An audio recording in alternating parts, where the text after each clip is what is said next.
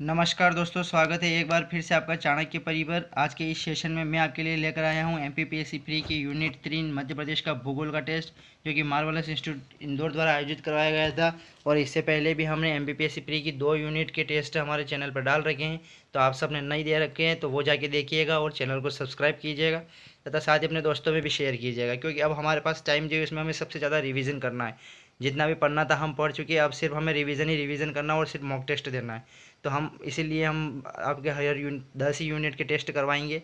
तो 2 यूनिट के टेस्ट हमने करवा दिए हैं, अब ये आज तीसरी यूनिट का टेस्ट है। तो हम शुरू करते हैं हमारी आज की यूनिट का टेस्ट और चलते हैं हमारे पहले क्वेश्चन की ओर। हमारा पहला क्वेश्चन है, वर्तमान मध्य प्रदेश का क्षेत्रफल भारत के क्षेत्रफल का कितने प्रतिशत है।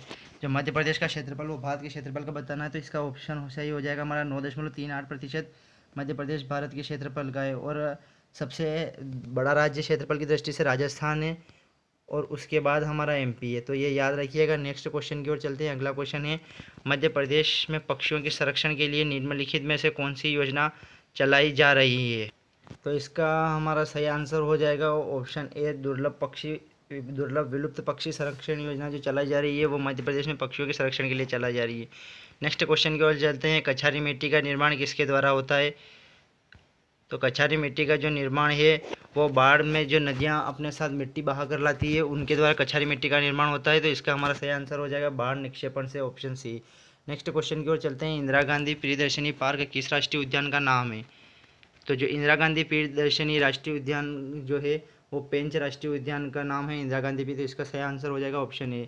नेक्स्ट क्वेश्चन की ओर चलते हैं। मध्य प्रदेश में खरमोर पक्षी को किस अभ्यारण्य में संरक्षित किया गया है। तो खरमोर पक्षी को मध्य प्रदेश के सरदारपुर अभ्यारण्य में संरक्षित किया गया है, तो इसका ऑप्शन सी सही हो जाएगा। नेक्स्ट क्वेश्चन की ओर चलते हैं। मध्य प्रदेश में छिछली काली मिट्टी को कितने प्रतिशत भाग पर पाई जाती है। तो मध्य प्रदेश में छिछली काली मिट्टी जो पाई जाती है वो 7.1% भाग पाई जाती है। एमपी में याद रखिएगा काली मिट्टी के 3 प्रकार है। कौन कौन से है, एक तो गहरी काली मिट्टी, एक सामान्य काली मिट्टी और एक छिछली काली मिट्टी। तो ये याद रखिएगा सबसे ज़्यादा गहरी काली मिट्टी पाई जाती है, फिर सामान्य और फिर छिछली। तो छिछली काली मिट्टी जो है 7.1% पाई जाती है। नेक्स्ट क्वेश्चन की ओर चलते हैं। मध्य प्रदेश की पहली वन नीति कब बनी थी। तो मध्य प्रदेश की पहली वन नीति जो थी वो 1952 में बनी थी। आप सभी ये याद रखिएगा वन नीति के अलावा जितनी भी नीतियाँ बनी है, वन नीति, शिक्षा नीति, खेल नीति, ये सब याद कर लीजिएगा। पहली वन नीति और वर्तमान वन नीति कब की चल रही है, तो आपको परीक्षा में बहुत बेनिफिट होगा इसका। नेक्स्ट क्वेश्चन की ओर चलते हैं। मध्य प्रदेश में निम्नलिखित में से कौन सा पेड़ सर्वाधिक मात्रा में पाया जाता है। तो मध्य प्रदेश में जो है सागौन का वृक्ष सर्वाधिक मात्रा में पाया जाता है, और इसे एमपीपीएससी प्री का जो 2020 वाला जो हुआ था उसमें भी एक प्रश्न आया था कि कितने प्रतिशत भाग पर सागौन पाया जाता है, तो ये बहुत इंपॉर्टेंट है। अगले क्वेश्चन की ओर चलते हैं। अगला क्वेश्चन है, राष्ट्रीय उद्यान तथा उनके स्थापना वर्ष को सुमेलित करना है। तो यानी कि कौन सा राष्ट्रीय उद्यान किस वर्ष बना था। जो पन्ना राष्ट्रीय उद्यान है वो 1981 में बना था, तो ए का हो जाएगा 3। तो यानी कि हमारा तो इस पहले ऑप्शन में ही सिर्फ ए का 3 है, बाकी तो सब ऐसे अपने आप सही। अगर आगे नहीं भी होते तो मिला लेते, लेकिन इसका हमारा एक से ही मिलाने से हो रहा, तो ये ऐसे करने से एग्जाम में भी आपका टाइम कम बचेगा। और अगर आपको नहीं भी आ रहा है तो आप ऑप्शन एलिमिनेट करके लगा सकते हैं। और मैं बता देता हूँ आपको, पन्ना राष्ट्रीय उद्यान 1981 में बना था, वन विहार राष्ट्रीय उद्यान 1979 में बना था, सतपुड़ा राष्ट्रीय उद्यान 1983 में बना था, और माधव राष्ट्रीय उद्यान 1958 में बना था। तो ये हमारा इसका कूट हो रहा है 3, 5, 2, 4, तो ऑप्शन ए सही हो जाएगा। नेक्स्ट क्वेश्चन की ओर चलते हैं। मध्य प्रदेश की जलवायु को उष्णकटिबंधीय स्वरूप प्रदान करने वाली कौन उत्तरदायी है। तो मध्य प्रदेश की जो जलवायु है, जो उष्णकटिबंधीय मानसून जलवायु है, वो कर्क रेखा की स्थिति के कारण होती है। कर्क रेखा कहाँ पर स्थित है, 23.5 डिग्री उत्तरी अक्षांश पे, और 23.5 डिग्री दक्षिणी अक्षांश पे कौन सी रेखा है, वो मकर रेखा है। तो ये याद रखिएगा। और जो कर्क रेखा को काटने वाली नदी कौन सी है, तो माही नदी है कर्क रेखा को काटने वाली, ये भी याद रखिएगा, जो धार से निकलती है। नेक्स्ट क्वेश्चन की ओर चलते हैं। अगला क्वेश्चन है, मध्य प्रदेश में सर्वाधिक वर्षा किस स्थान पर होती है। जो मध्य प्रदेश में सर्वाधिक वर्षा है वो पंचमढ़ी में होती है, और पंचमढ़ी को मध्य प्रदेश का कश्मीर भी कहा जाता है, ये याद रखिएगा। क्योंकि जिस प्रकार कश्मीर में बर्फ़ वगैरह पड़ती है, पचमढ़ी में बर्फ़ तो नहीं गिरती है, लेकिन पचमढ़ी में बहुत ठंडा होता है और वहाँ की जलवायु अच्छी है। नेक्स्ट क्वेश्चन को चलते हैं। निम्नलिखित अभ्यारण्यों को उनके जिलों के साथ सही सुमेलित करना है, यानी कि कौन सा अभ्यारण्य किस जिले में है, तो वो हमें बताना है। तो हमारे पास अभ्यारण्य रातापानी, सैलाना, खेवनी और बोरी, तो इसको हमें सही बताना है। तो हमारे पास जो रातापानी अभ्यारण्य है वो रायसेन में है, सैलाना अभयारण्य रतलाम में है, और खेवनी अभयारण्य देवास में है, और बोरी अभयारण्य होशंगाबाद में है। तो इसका हमारा सही आंसर ऑप्शन बी सही हो जाएगा, ये याद रखिएगा। जो मैं एक बार और मिला देता हूँ आपके लिए, रातापानी रायसेन में है, सैलाना रतलाम में है, खेवनी देवास में है, और बोरी होशंगाबाद में है। नेक्स्ट क्वेश्चन की ओर चलते हैं, अगला क्वेश्चन की ओर। अगला क्वेश्चन है, लाल पीली मिट्टी मध्य प्रदेश के किस पठारी में पाई जाती है? तो हमारे पास ऑप्शन है मालवा, बुंदेलखंड, बघेलखंड और नर्मदा सोन घाटी। तो हमें सही ऑप्शन बताना है। जो लाल पीली मिट्टी जो है वो बघेलखंड के पठार में ज़्यादा पाई जाती है। अगले क्वेश्चन की ओर चलते हैं। अगला क्वेश्चन है, मध्य प्रदेश में जड़ी बूटियों का बैंक कहाँ पर स्थापित किया जाएगा? तो मध्य प्रदेश में जड़ी बूटियों का बैंक जो है वो पचमढ़ी में स्थापित किया जाएगा। नेक्स्ट क्वेश्चन में चलते हैं, मध्य प्रदेश में सामाजिक वानिकी योजना कब प्रारंभ की गई थी? तो मध्य प्रदेश में सामाजिक वानिकी योजना 1976 में प्रारंभ की गई थी। इसका सही आंसर ऑप्शन बी सही हो जाएगा। नेक्स्ट क्वेश्चन की ओर चलते हैं, मध्य प्रदेश में जैव विविधता बोर्ड का गठन कब किया गया था? तो मध्य प्रदेश में जैव विविधता बोर्ड का गठन 1999 में किया गया था। तो ऑप्शन सी सही हो जाएगा। नेक्स्ट क्वेश्चन की ओर चलते हैं, मध्य प्रदेश किस प्रकार की जलवायु वाला प्रदेश है? हमारे पास ऑप्शन है केवल उष्णकटिबंधीय, केवल मानसूनी जलवायु, उष्णकटिबंधीय मानसूनी जलवायु और सम जलवायु। तो इसका सही आंसर हो जाएगा ऑप्शन सी, उष्णकटिबंधीय मानसूनी जलवायु मध्य प्रदेश की जलवायु है। नेक्स्ट क्वेश्चन है हमारे पास, मध्य प्रदेश 75 सेंटीमीटर से कम वार्षिक वर्षा वाला क्षेत्र निम्नलिखित में से कौन सा है? तो ऑप्शन है हमारे पास मुरैना, भिंड, श्योपुर, ग्वालियर, छतरपुर, पन्ना, सतना, रीवा, खरगोन, धार, झाबुआ, रतलाम, शहडोल, डंडोरी, मंडला, बालाघाट। तो जो हमारे 75 सेंटीमीटर से कम जो वर्षा है वो जो मध्य भारत का पठार वाला इलाका है, जो ग्वालियर संभाग वाला इलाका है इसमें। तो इसका हमारा सही आंसर हो जाएगा ऑप्शन है मुरैना, भिंड, श्योपुर, ग्वालियर। यहाँ पर 75 सेंटीमीटर से कम वर्षा होती है, ये याद रखिएगा।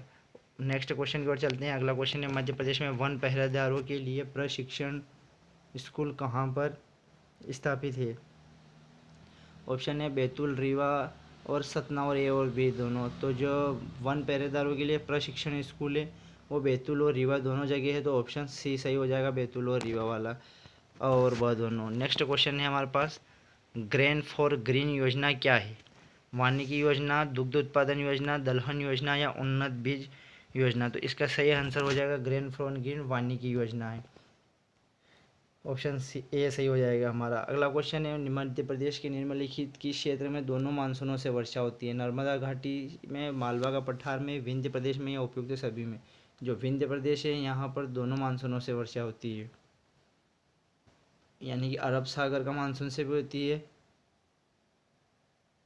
और बंगाल की खाड़ी वाले मानसून से भी होती है। नेक्स्ट क्वेश्चन की ओर चलते हैं, कत्था किस वृक्ष की लकड़ी से बनाया जाता है? खेर, सागौन, महोगनी या साल? तो इसका सही आंसर हो जाएगा हमारा 22वें का ए, खेर वृक्ष से की लकड़ी से कत्था बनाया जाता है। नेक्स्ट क्वेश्चन है हमारा 23वां, मध्य प्रदेश के लगभग सभी भागों में दैनिक तापांतर निम्नलिखित किस माह में सर्वाधिक होता है? जनवरी, दिसंबर, मार्च या मई? तो इसका सही आंसर हो जाएगा मार्च। मार्च में दिन के समय में तापमान अधिक, दिन के समय में तापमान ज़्यादा रहता है और रात के समय में तापमान बहुत गर्म हो जाता है, यानी कि दिन में गर्मी अधिक पड़ती है और रात में ठंड ज़्यादा पड़ती है। तो इसमें उस वक्त दैनिक तापांतर बहुत ज़्यादा आ जाता है। अगला क्वेश्चन है, मध्य प्रदेश में शीत ऋतु में लौटने वाले मानसून से होने वाली वर्षा को क्या कहते हैं? तो जो मध्य प्रदेश में लौटते हुए मानसून से वर्षा होती है उसको क्या कहते हैं? तो पाला, मावठा, ओला या सियाला।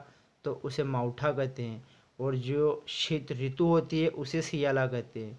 ये कन्फ्यूज मत होइएगा, शीत ऋतु में होने वाली वर्षा को मावठा कहते हैं और शीत ऋतु को हमारे मध्य प्रदेश में सियाला कहते हैं। नेक्स्ट क्वेश्चन है, गोंडवाना समूह की चट्टानें मध्य प्रदेश के किस क्षेत्र में पाई जाती है? हमारे पास ऑप्शन है गुना क्षेत्र, हरदा क्षेत्र, पचमढ़ी क्षेत्र या ये सभी क्षेत्र। जो पचमढ़ी क्षेत्र है यहाँ पर गोंडवाना प्रकार की चट्टानें पाई जाती है। अगला क्वेश्चन है हमारा 26, उष्णकटिबंधीय शुष्क पर्णपाती वनों में मुख्यतः कौन से वृक्ष पाए जाते हैं? तो हमारे पास है ऑप्शन साल और सागौन के, बीजा या सेजा के, कीकर या बबूल के या ये सभी। जो उष्णकटिबंधीय शुष्क पर्णपाती वन है यहाँ, यानी कि जहाँ पर पानी की कमी होती है, जहाँ पर कांटेदार वृक्ष होते हैं, तो इसका सही आंसर हमारा कीकर और बबूल मुख्यतः पाए जाते हैं। नेक्स्ट क्वेश्चन की ओर चलते हैं। अगला क्वेश्चन है, मध्य प्रदेश में वनों का राष्ट्रीयकरण किस वर्ष किया गया था। तो हमारे पास ऑप्शन है 1968, 1970, 1972 और 1978। तो इसका हमारा सही आंसर हो जाएगा 1970। 1970 में वनों का राष्ट्रीयकरण किया गया था। अगला क्वेश्चन है, मध्य प्रदेश का सबसे छोटा राष्ट्रीय उद्यान कौन सा है? फॉसिल राष्ट्रीय उद्यान, माधव राष्ट्रीय उद्यान, पेंच राष्ट्रीय उद्यान है सतपुड़ा। हमारा जो डिंडोरी में जो फॉसिल राष्ट्रीय उद्यान है वो सबसे छोटा राष्ट्रीय उद्यान है। नेक्स्ट क्वेश्चन की ओर चलते हैं। अगला क्वेश्चन है, मध्य प्रदेश में किस राष्ट्रीय उद्यान को ISO 9001 2008 अवार्ड प्रमाण पत्र प्राप्त है? तो ऑप्शन है हमारे पास कान्हा किसली, जीवाश्म राष्ट्रीय उद्यान, वन विहार राष्ट्रीय उद्यान, बांधवगढ़ राष्ट्रीय उद्यान। तो इसका सही आंसर हो जाएगा वन विहार राष्ट्रीय उद्यान जो भोपाल में स्थित है, उसको ये प्रमाण पत्र प्राप्त है। अगले क्वेश्चन की ओर चलते हैं, मध्य प्रदेश में ग्रीष्मकाल में औसत तापमान कितना रहता है? तो इसका हमारा सही आंसर हो जाएगा 21 डिग्री सेंटीग्रेड। नेक्स्ट क्वेश्चन की, ये तो अब तो बढ़ गया है लेकिन ये पुरानी बुकों का डाटा ही दे रखा है, तो हमें अभी भी पुरानी बुक का डाटा लगाना पड़ेगा। तो इसका सही आंसर 21 डिग्री सेंटीग्रेड आएगा। नेक्स्ट क्वेश्चन की ओर चलते हैं, किस समाह के समूहों को प्रदेश में द्वितीय ग्रीष्म ऋतु कहा जाता है? तो हमारे पास ऑप्शन है जून जुलाई अगस्त, अगस्त सितंबर या सितंबर अक्टूबर। तो इसका सही आंसर हो जाएगा हमारा सितंबर अक्टूबर। सितंबर अक्टूबर में बहुत अधिक भयंकर गर्मी पड़ती है, जिस वक्त आपको पता है कि हमारे खेतों में सोयाबीन की कटाई शुरू होती है और रबी की फसलों की बुआई शुरू होती है, उस वक्त गर्मी बहुत भयंकर पड़ती है। तो उसे ही मध्य प्रदेश में द्वितीय ग्रीष्म ऋतु कहा जाता है। नेक्स्ट क्वेश्चन की ओर चलते हैं, काली मिट्टी की प्रकृति कैसी होती है?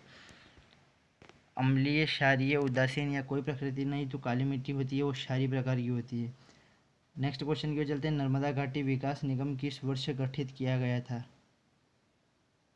1970 में, 1981, 1985 एंड 1993। तो इसका सही आंसर हो जाएगा ऑप्शन बी 1981 में नर्मदा घाटी विकास निगम का गठन किया गया था। इंदिरा सागर बांध किस स्थान पर बनाया गया है? नौगांव, हांडिया, पुनासा या महेश्वर। तो इसका सही आंसर हो जाएगा पुनासा में इंदिरा गांधी सागर बांध बनाया गया है। इंदिरा सागर बांध पुनासा में, और जो गांधी सागर बांध है वो चंबल नदी पर मंदसौर जिले में बनाया गया है। नेक्स्ट क्वेश्चन और चलते हैं, मध्य प्रदेश की किन दो नदियों का संगम स्थल प्राणहिता कहलाता है? ऑप्शन है हमारे पास बेनगंगा वर्धा, कुमारी वर्धा, कूनो पार्वती या तवा शिप्रा। तो दो नदियों का संगम स्थान है जो किसे प्राणहिता के नाम से जाना जाता है। तो इसका हमारा सही आंसर हो जाएगा बेनगंगा, जो वर्धा का संगम है उसे प्राणहिता के नाम से जाना जाता है। नेक्स्ट क्वेश्चन की ओर चलते हैं, मध्य नर्मदा घाटी जीवाश्मों के संबंध में अत्यंत समृद्ध सिद्ध हुई है। ये घाटी निम्नलिखित किस जिले के बीच स्थित है? तो इसका हमारा सही आंसर हो जाएगा होशंगाबाद एवं नरसिंहपुर, यानी कि ऑप्शन ए सही हो जाएगा। होशंगाबाद एवं नरसिंहपुर के बीच में यह घाटी स्थित है। नेक्स्ट क्वेश्चन की ओर चलते हैं, कुंवारी नदी का उद्गम स्थल कौन सा है? यानी कि कुंवारी नदी का उद्गम स्थल बताना है। शिवपुरी का पठार, बागली गांव, कांकरी बरडी पहाड़ी या अमरबाड़ा। तो इसका सही आंसर हो जाएगा शिवपुरी की पठार से जो है ये कुंवारी नदी निकलती है। नेक्स्ट क्वेश्चन की ओर चलते हैं। अगला क्वेश्चन है, निम्नलिखित में से मध्य प्रदेश में कौन सी नदी सीधे गंगा नदी में जाकर मिलती है? तो ऑप्शन है हमारे पास सोन, शिप्रा, केन, छोटी तवा। तो इसका सही आंसर हो जाएगा सोन नदी, यानी मध्य प्रदेश में एक तो सोन है और एक और दूसरी कौन सी है? टोंस है, जो तमसा कुंड से निकली है, जो टोंस है वो। तो ये याद रखिएगा, सोन और टोंस डायरेक्ट जाके गंगा में मिलती है, और बाकी जो ये छिप्रा नदी है ये चंबल में मिलती है, और चंबल जाके यमुना में मिलती है, और यमुना फिर जाके गंगा में मिलती है। तो नेक्स्ट क्वेश्चन की ओर चलते हैं, भालकुंड जलप्रपात कहाँ पर स्थित है? ऑप्शन है हमारे पास में भेड़ाघाट, अरावली श्रृंखला, सागर के निकट या रीवा के निकट। तो इसका सही आंसर हो जाएगा सागर के निकट भालकुंड जलप्रपात है। नेक्स्ट क्वेश्चन है हमारे पास, मध्य प्रदेश में सर्वाधिक सिंचाई किससे होती है? तो मध्य प्रदेश में जो सर्वाधिक सिंचाई है वो कुओं तथा नलकूप से होती है। तो नेक्स्ट क्वेश्चन की ओर चलते हैं। हमारा अगला क्वेश्चन है, परियोजना सुमेलित करना है, परियोजनाओं का पुराना नाम और परियोजनाओं का नया नाम बताना है। तो इसका हमारा बरगी नदी का अवंती सागर ही है, कोई बोला जाता है। हलाली नदी को सम्राट अशोक सागर बोला जाता है। रानी लक्ष्मीबाई को राजगढ़ बोला जाता है। अपर बेनगंगा को संजीव सरोवर बोला जाता है। तो ये सब पहले से ही सुमेलित है, तो इसका हमारा ऑप्शन सीरियल हो जाएगी 1 2 3 4। तो वो किस ऑप्शन में मिल रहा है हमें? तो वो ऑप्शन बी में मिल रहा है, तो ऑप्शन बी सही हो जाएगा हमारा, क्योंकि बरगी नदी परियोजना को ही अवंती सागर बोला जाता है, हलाली नदी को ही सम्राट अशोक सागर बोला जाता है, रानी लक्ष्मीबाई को ही राजघाट परियोजना बोला जाता है, या राजघाट को रानी लक्ष्मीबाई सागर परियोजना कहा जाता है, और अपन बेन गंगा को संजय सरोवर कहा जाता है। नेक्स्ट क्वेश्चन की ओर चलते हैं। अगला क्वेश्चन है, मध्य प्रदेश में कौन सा शहर राष्ट्रीय नदी संरक्षण योजना के अंतर्गत शामिल है? इंदौर, उज्जैन, ग्वालियर या जबलपुर? तो इसका हमारा सही आंसर हो जाएगा ग्वालियर, ऑप्शन डी सही हो जाएगा। जो ग्वालियर है वो राष्ट्रीय नदी संरक्षण योजना अंतर्गत शामिल है। अगला क्वेश्चन है, नर्मदा नदी का अफवाह क्षेत्र बताना है। तो नर्मदा नदी का जो अफवाह क्षेत्र है वो 93,180 वर्ग किलोमीटर में है, तो ऑप्शन ए सही हो जाएगा। नेक्स्ट क्वेश्चन की ओर चलते हैं। हमारा अगला क्वेश्चन है, पांडव जलप्रपात कहाँ पर स्थित है? पचमढ़ी के निकट, पन्ना के निकट, रीवा के निकट या सागर के निकट? तो इसका सही आंसर हो जाएगा पन्ना के निकट पांडव जलप्रपात स्थित है। अगला क्वेश्चन है, निम्नलिखित नदियों की लंबाई के संबंध में असत्य कथन बताना है। चंबल नदी की लंबाई 965 किलोमीटर है, ये बिल्कुल सही है। ताप्ती नदी की लंबाई 724 किलोमीटर है, ये भी बिल्कुल सही है। सोन नदी की लंबाई 780 किलोमीटर है, ये भी सही है। और बेतवा नदी की लंबाई 365 किलोमीटर है, तो ये गलत हो जाएगा हमारा। तो हमसे असत्य पूछा है तो यही सत्य हो जाएगा हमारे लिए कि बेतवा नदी की लंबाई 365 किलोमीटर नहीं है, ये कथन असत्य है। निम्नलिखित, अगला क्वेश्चन है हमारे पास, निम्नलिखित में से किसे गंगा तथा नर्मदा का जल विभाजक माना जाता है? कैमूर का गार, भांडेर का गार, ए और बी दोनों, या कोई नहीं? तो हमारा इसका ऑप्शन सही हो जाएगा ऑप्शन सी, क्योंकि जो भांडेर कैमूर श्रेणी है वो पूरी एक साथ लगी हुई है, और ये दोनों ही गंगा तथा नर्मदा के बीच में जल विभाजक का कार्य करती है। तथा नर्मदा तथा ये माही नदी है, और नर्मदा तथा ताप्ती नदी है, इनकी नर्मदा और ताप्ती नदी के बीच में जो विंध्याचल पर्वतमाला है वो जल विभाजक का काम करती है, तो ये याद रखिएगा। नेक्स्ट क्वेश्चन को चलते हैं। मध्य प्रदेश में सिंचाई उद्घटन निगम की स्थापना कब की गई थी? 1976, 78, 1980 या 1982? तो इसका सही आंसर हो जाएगा हमारा 1976 में सिंचाई उद्वहन निगम की स्थापना की गई थी। नेक्स्ट क्वेश्चन है, मध्य प्रदेश में तालाब द्वारा निर्मित सिंचित जिले कौन से? जो तालाबों के द्वारा किन जिलों में सिंचाई होती है? तो जो हमारे जो तालाब के द्वारा होती है वो बालाघाट, सिवनी की तरफ ज़्यादा सिंचाई होती है, तो इसका सही आंसर हो जाएगा हमारा ऑप्शन है बालाघाट और सिवनी। नेक्स्ट क्वेश्चन की ओर चलते हैं। केंद्र सरकार द्वारा अंगूर अनुसंधान केंद्र की स्थापना कहाँ की गई है? सेंट्रल गवर्नमेंट द्वारा कि अनुसंधान केंद्र की कहाँ स्थापना की गई थी? इसका सही आंसर हो जाएगा क्या? रतलाम। रतलाम में अंगूर अनुसंधान केंद्र की स्थापना की गई है। मध्य प्रदेश में राज्य पशुधन एवं कुक्कुट विकास निगम की स्थापना कब हुई? हमारे पास ऑप्शन है 1978, 82, 84 या 89, तो इसका सही आंसर हो जाएगा 82। 1982 में राज्य पशुधन एवं कुक्कुट विकास निगम की स्थापना हुई है। अगला क्वेश्चन है, किसानों की समस्याओं से संबंधित देश का पहला किसान कॉल सेंटर प्रदेश के किस स्थान पर खोला गया है? ऑप्शन है हमारे पास भोपाल, बरेठा, नरसिंहपुर या दोगरी? तो इसका सही आंसर हो जाएगा भोपाल में जो है किसानों के लिए किसान कॉल सेंटर खोला गया है। नेक्स्ट क्वेश्चन की ओर चलते हैं। भारत मध्य प्रदेश का एकमात्र गांजा उत्पादक जिला कौन सा है? बड़वानी, खंडवा, बैतूल या खरगोन? तो इसका हमारा सही आंसर हो जाएगा खंडवा, और ये खंडवा को गंजेड़ियों का स्वर्ग भी बोला जाता है, ये भी याद रखना, क्योंकि यहाँ पर गांजा उत्पादन अधिक होता है। और जो गांजा उत्पादन खंडवा में होता है वो जो अफीम का उत्पादन है, अफीम का उत्पादन सर्वाधिक मंदसौर जिले में होता है, और मंदसौर और नीमच दोनों में से कौन सा भी जिला आ जाए सही लगाना है। नेक्स्ट क्वेश्चन की ओर चलते हैं। अगला क्वेश्चन है, मध्य प्रदेश का निम्नलिखित में से कौन सा जिला समूह ज्वार का क्षेत्र कहलाता है? यानी कि ज्वार किस क्षेत्र में ज़्यादा बोई जाती है वो हमें बताना, और किसे ज्वार का क्षेत्र में बोला जाता है। जो कृषि जोत के आधार पर भाग बांटे गए हैं उनमें हमें ज्वार का क्षेत्र बताना है। तो इसका सही आंसर हो जाएगा हमारा गुना, शिवपुरी, श्योपुर वाला। तो ऑप्शन बी सही हो जाएगा। जो मध्य भारत का पठारी क्षेत्र है यहाँ पर ज्वार ज़्यादा बोई जाती है और ये ज्वार क्षेत्र में आता है, तो ये गुना, शिवपुरी, श्योपुर। अगला क्वेश्चन है, मध्य प्रदेश में कृषि विस्तार एवं अनुसंधान परियोजना किसकी सहायता से क्रियान्वित की गई है? हमारे पास ऑप्शन दे रखे हैं OICF, विश्व बैंक या एशियाई विकास बैंक या नाबार्ड। तो इनमें से किन की सहायता से कृषि विस्तार एवं अनुसंधान परियोजना मध्य प्रदेश में क्रियान्वित की जा रही है? तो इसका हमारा सही आंसर हो जाएगा विश्व बैंक, जो वर्ल्ड बैंक है उसकी सहायता से मध्य प्रदेश में कृषि विस्तार एवं अनुसंधान परियोजना चल रही है। नेक्स्ट क्वेश्चन की ओर चलते हैं। मध्य प्रदेश में कृषि संबंधी तथ्यों पर विचार करें तथा सही कथन का चयन कर रहे हैं, यानी कि हमें सही कथन का चुनना है। ये याद रखिएगा, ये लास्ट वाला पॉइंट, ये सही कथन पूछ रहा है, गलत कथन पूछ रहा है। यहाँ पर भी बहुत सारी बार बच्चे एग्जाम में कंफ्यूज हो जाते हैं और आता हुआ क्वेश्चन भी गलत करके आ जाते हैं। तो इसका लास्ट का ध्यान रखिएगा कि वो जल्दी जल्दी में आप ध्यान देना भूल जाते हैं, तो ये ज़रूर ध्यान दीजिएगा और अपने नंबर कटने से बचा लीजिएगा। तो हमारे पास इसके ऑप्शन है, मध्य प्रदेश में भारत की 13% तिलहनी फसल होती है, तो ये ऑप्शन तो बिल्कुल गलत है। देश की 38% अलसी मध्य प्रदेश उत्पादित करता है, ये भी गलत है।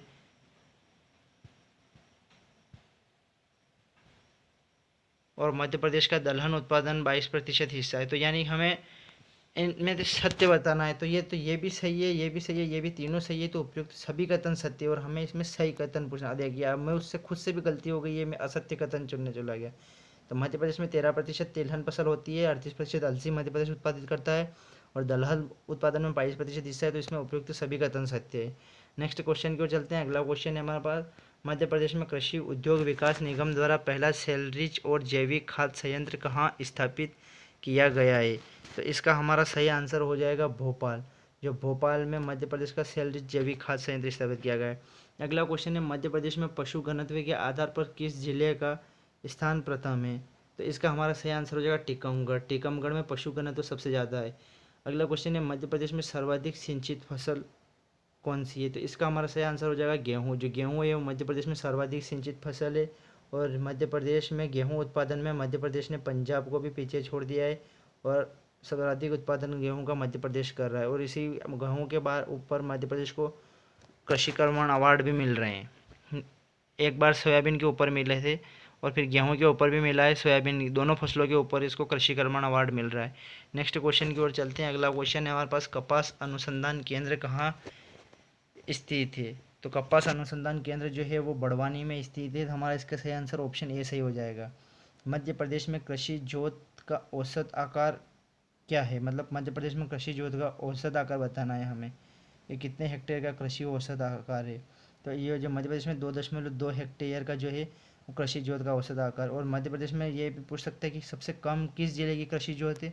तो सबसे कम जो है वो हरदा और नीमच जिले की कृषि जोत, इन दोनों जिलों की कृषि जोत सबसे कम है। नेक्स्ट क्वेश्चन की ओर चलते हैं। मध्य प्रदेश में मूंगफली का सर्वाधिक उत्पादन किस जिले में होता है? तो मध्य प्रदेश में मूंगफली का सर्वाधिक उत्पादन खरगोन जिले में होता है। नेक्स्ट क्वेश्चन है हमारे पास, थांबर परियोजना किस जिले में स्थित है? जो थांबर परियोजना है उसका हमें जिला बताना है, तो थांबर परियोजना जो छिंदवाड़ा जिले में स्थित है। नेक्स्ट क्वेश्चन है हमारे पास, सरदार सरोवर विद्युत उत्पादन में मध्य प्रदेश का कितना हिस्सा है? तो सरदार सरोवर उत्पादन विद्युत में मध्य प्रदेश का 57% हिस्सा है। इसमें याद रखिएगा कि मध्य प्रदेश का पानी सबसे ज़्यादा मध्य प्रदेश की डूबी है, लेकिन मध्य प्रदेश को सिंचाई का लाभ सबसे कम मिलता है। मध्य प्रदेश में बिजली का लाभ ज़्यादा मिलता है, क्योंकि ये बांध जिस वक्त इसका प्रस्ताव रखा गया था उस वक्त पर मध्य प्रदेश में बिजली की बहुत कमी थी, तो उस वक्त के हिसाब से मध्य प्रदेश ने बिजली को सबसे ज़्यादा दिया गया था। लेकिन धीरे धीरे उसका काम बहुत लेट पूरा हुआ और अब मध्य प्रदेश को इस पानी सबसे ज़्यादा भरा हुआ है मध्य प्रदेश में, यानी कि सबसे ज़्यादा जगह जो डूब रही है वो मध्य प्रदेश की डूब रही है और इसको मध्य प्रदेश को इससे सबसे कम पानी मिलता है और सिर्फ बिजली सबसे ज़्यादा मध्य प्रदेश को मिलती है। नेक्स्ट क्वेश्चन की ओर चलते हैं। अगला क्वेश्चन है, मध्य प्रदेश का प्रथम सौर ऊर्जा अनुसंधान केंद्र कहाँ पर स्थापित किया गया है? सौर ऊर्जा अनुसंधान केंद्र बताना है, तो सौर ऊर्जा अनुसंधान केंद्र शाहपुरा मंडला में स्थापित किया गया है। नेक्स्ट क्वेश्चन है हमारा, मध्य प्रदेश की पहली नदी घाटी परियोजना कौन सी है? तो मध्य प्रदेश की पहली नदी घाटी परियोजना है जो चंबल घाटी परियोजना है और जो चंबल घाटी पर ही बना हुआ है गांधी सागर डैम, जो एशिया की सबसे बड़ी मानव निर्मित झील। कौन सी? मानव निर्मित। जो गांधी सागर बांध बना है ये पूरा मानव निर्मित है और एशिया की सबसे बड़ी मानव निर्मित झील है ये।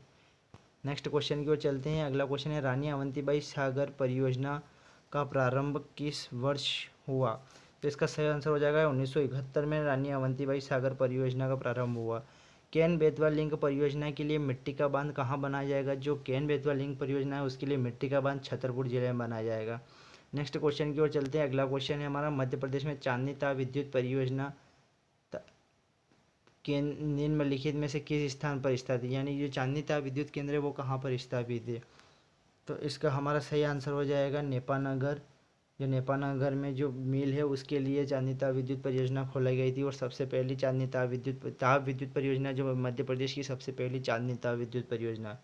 नेक्स्ट क्वेश्चन है, मध्य प्रदेश का पहला पवन ऊर्जा संयंत्र किस स्थान पर स्थापित किया गया है? तो पवन ऊर्जा संयंत्र है जो जमगोदरानी, ये कहाँ आता है? तो ये देवास में आता है, ये याद रखिएगा। नेक्स्ट क्वेश्चन है हमारे पास अगला 70वां, निम्नलिखित विद्युत परियोजना को उनके विद्युत क्षमता के साथ सम्मिलित कीजिए, यानी कि उनकी क्षमता बताना है कि किस विद्युत परियोजना की कितनी क्षमता है। तो जो माणिखेड़ा जल विद्युत परियोजना है इसकी क्षमता 60 मेगावाट की है और ओंकारेश्वर जल विद्युत परियोजना की 520 मेगावाट है। मालवा ताप विद्युत परियोजना की 2000 मेगावाट है और चांदनी ताप विद्युत परियोजना की 17 मेगावाट है। तो इसका सही आंसर ऑप्शन बी हो जाएगा। तो इसका सही आंसर ऑप्शन बी हो जाएगा। नेक्स्ट क्वेश्चन है हमारा अगला 71, निम्नलिखित ताप विद्युत केंद्रों में सर्वाधिक विद्युत क्षमता किसकी है? चांदनी, पेंच, अमरकंटक या विंध्याचल?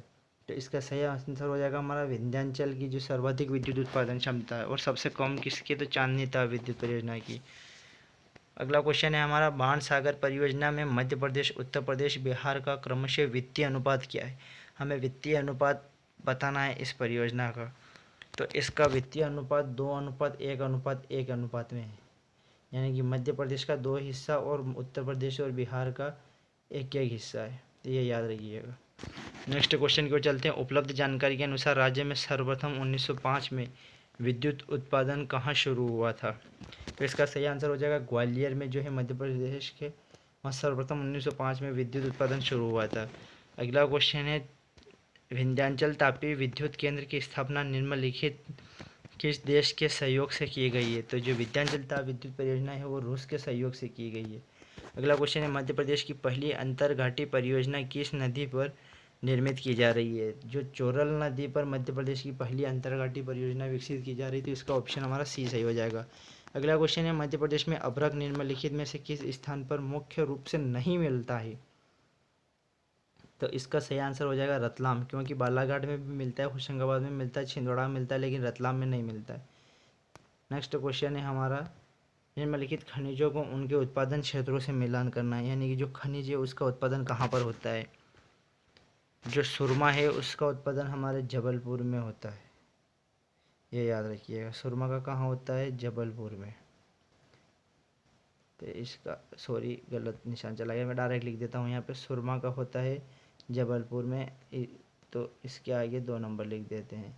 उसके बाद ग्रेफाइट का होता है बैतूल में और उसके बाद टंगस्टन का होता है होशंगाबाद में और कोरंडम का होता है सीधी में।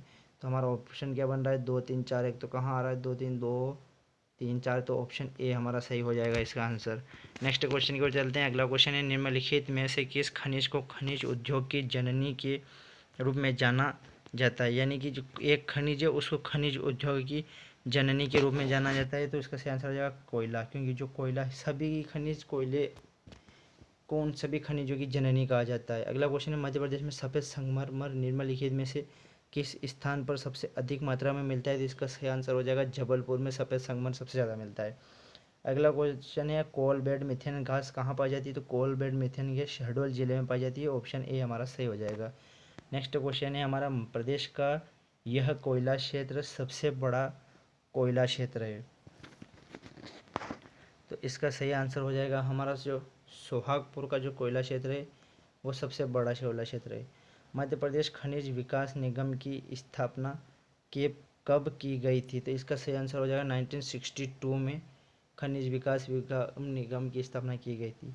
अगला क्वेश्चन है हमारे पास, वोल्फ्राम किसका खनिज अयस्क है? तो जो वोल्फ्राम है वो टंगस्टन का खनिज अयस्क है। नेक्स्ट क्वेश्चन की ओर चलते हैं। अगला क्वेश्चन है, मध्य प्रदेश के पाथरखेड़ा स्थान में से कौन सा खनिज प्रदान होता है? तो मध्य प्रदेश के पाथरखेड़ा से वोल्फ्राम मिलता है और वोल्फ्राम किसका मिलता है? टंगस्टन का, ये याद रखना है। नेक्स्ट क्वेश्चन की ओर चलते हैं। मध्य प्रदेश राज्य में किन देशों को लौह अयस्क का निर्यात कहा जाता है? यानी कि मध्य प्रदेश से किन राज्यों को लौह अयस्क का निर्यात किया जाता है? जो कच्चा माल होता है लौह अयस्क का, वो मध्य प्रदेश से किस राज्यों को भेजा जाता है, किस देश को? तो इसका सही आंसर हो जाएगा जर्मनी और जापान, ऑप्शन ए सही हो जाएगा। अगला क्वेश्चन है, मध्य प्रदेश का कितना प्रतिशत तांबा उत्पादन करता है? मध्य प्रदेश देश का कितना प्रतिशत तांबा उत्पादन करता है? तो जो मध्य प्रदेश है वो 22% तांबा उत्पादन करता है। और सबसे ज़्यादा तांबा उत्पादन कौन सा करता है? तो राजस्थान सबसे ज़्यादा उत्पादन करता है तांबे का। नेक्स्ट क्वेश्चन है, मध्य प्रदेश का फेल्सपार उत्पादक जिला कौन सा है? फेल्सपार का उत्पादक जिला मध्य प्रदेश का हमें बताना है। तो जो छिंदवाड़ा है वो मध्य प्रदेश का फेल्सपार उत्पादक जिला है। अगला क्वेश्चन है, मध्य प्रदेश से होकर गुजरने वाले किस राष्ट्रीय राजमार्ग की लंबाई राज्य में सर्वाधिक है? यानी कि मध्य प्रदेश का सबसे लंबा राष्ट्रीय राजमार्ग बताना है इनमें से हमें। तो जो NH3 है वो सबसे लंबा राष्ट्रीय राजमार्ग है। तो NH3 जो कश्मीर से कन्याकुमारी जा रहा है वो मध्य प्रदेश से निकलता है और ये NH3 सबसे बड़ा है। नेक्स्ट क्वेश्चन है, मध्य प्रदेश में सर्वाधिक समाचार पत्र कहाँ से प्रकाशित होते हैं? तो मध्य प्रदेश में सर्वाधिक समाचार पत्र कहाँ से प्रकाशित होते हैं? तो भोपाल से मध्य प्रदेश में सर्वाधिक समाचार पत्र प्रकाशित होते हैं। इसका ऑप्शन ए सही हो जाएगा। अगला क्वेश्चन है हमारा, मध्य प्रदेश का सबसे बड़ा रेलवे जंक्शन कौन सा है? तो मध्य प्रदेश का जो इटारसी है वो सबसे बड़ा रेलवे जंक्शन है। तो ऑप्शन सी सही हो जाएगा। नेक्स्ट क्वेश्चन है, मध्य प्रदेश के हबीबगंज रेलवे स्टेशन को ISO 9001 प्रमाण पत्र प्राप्त करने का गौरव प्राप्त है। यह स्टेशन किस शहर में स्थित है? तो ये स्टेशन भोपाल में स्थित है और इसका हबीबगंज रेलवे स्टेशन का नाम बदलकर, याद रखिएगा, अभी फ़िलहाल में ही रानी कमलापति कर दिया गया है। क्या कर दिया गया? रानी कमलापति। तो ये याद रखिएगा, ये करंट का क्वेश्चन ये पूछ भी सकते हैं। या तो कमलापति किसी स्टेशन का नाम रखा है या कुछ भी उससे प्रश्न रिलेट करके ज़रूर पूछेगा इससे। नेक्स्ट क्वेश्चन की ओर चलते हैं, मध्य प्रदेश में यातायात प्रशिक्षण संस्थान कहाँ पर है? यानी कि जो यातायात का जो प्रशिक्षण दिया जाता है वो कहाँ पर है? तो यातायात प्रशिक्षण संस्थान भोपाल में स्थित है। ऑप्शन ए सही हो जाएगा। जबलपुर एवं भोपाल निम्नलिखित में से किस रेलवे जोन के अंतर्गत आते हैं? तो जो जबलपुर एवं भोपाल है वो पश्चिम मध्य रेलवे के आते हैं, यानी कि वेस्टर्न सेंट्रल रेलवे में आते हैं जबलपुर और भोपाल। अगला क्वेश्चन है, मध्य प्रदेश में दूरसंचार सेवाओं की स्थापना कब हुई थी? यानी कि जो टेलीकम्युनिकेशन सर्विस है उनकी स्थापना मध्य प्रदेश में कब हुई थी? तो हमारा इसका सही आंसर हो जाएगा 1974 1974 में मध्य प्रदेश में टेलीकम्युनिकेशन सर्विस की स्थापना हुई थी। अगला क्वेश्चन है, मध्य प्रदेश का प्रथम हिंदी मासिक पत्र कौन सा था? तो मध्य प्रदेश का प्रथम हिंदी मासिक पत्र नवजीवन था। हिंदी पूछा है इसने, ये याद रखिएगा। हिंदी कौन सा था? नवजीवन, ऑप्शन सी से हो जाएगा। अगला क्वेश्चन है, मध्य प्रदेश का पहला भूमि उपग्रह केंद्र विदेश संचार निगम लिमिटेड किसकी सहायता से कहाँ स्थापित किया गया? यानी कि जो मध्य प्रदेश का पहला भूमि उपग्रह केंद्र है जो विदेश संचार सेवा निगम लिमिटेड, यानी कि इसका नाम ही इंग्लिश में भी विदेश संचार निगम लिमिटेड, ये मध्य प्रदेश में कहाँ पर स्थापित किया गया है?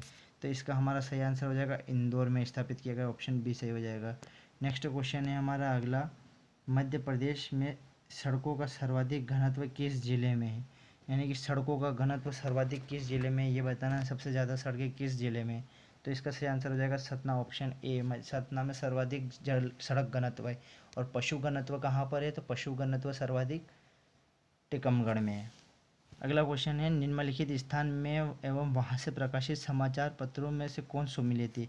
यानी कि किस जिले से कौन सा समाचार पत्र प्रकाशित होता है वो हमें सही बताना है। तो रतलाम से चेतना है समाचार पत्र नहीं स्थापित होता है। बालाघाट से कर्तव्य, ये बिल्कुल सही है, ये होता है। बुरहानपुर से वीर संतरी नहीं होता है। मुरैना से युग प्रणेता नहीं होता है। तो इसका ऑप्शन बी सही हो जाएगा। नेक्स्ट क्वेश्चन है, मध्य प्रदेश का सबसे छोटा राष्ट्रीय राजमार्ग कौन सा है? तो मध्य प्रदेश का सबसे छोटा राष्ट्रीय राजमार्ग है जो अभी बदल गया है वो अगला है, वो है NH339B। ये ज़रूर याद रखिएगा, ये मात्र 5 किलोमीटर का है। अगला क्वेश्चन है, मध्य प्रदेश की खेल पत्रिका कौन सी है? खेल हलचल, खेल खिलाड़ी, खेल कूद या आओ खेल खेले? तो इसका सही आंसर हो जाएगा खेल हलचल। जो खेल हलचल है वो मध्य प्रदेश की खेल पत्रिका है। तो दोस्तों आज का ये टेस्ट यहीं पर ख़त्म हुआ। हम अगला टेस्ट यूनिट 4 का लेकर आएंगे जो कि भारत का भूगोल से संबंधित है। और अगर आपको ये सीरीज़ पसंद आ रही हो तो आप हमें कमेंट कीजिएगा और बताइएगा कि ये सीरीज़ को आगे कंटिन्यू रखना है या बंद करना है, क्या करना है। तो दोस्तों आप अपना साथ भी बनाइए रखिएगा।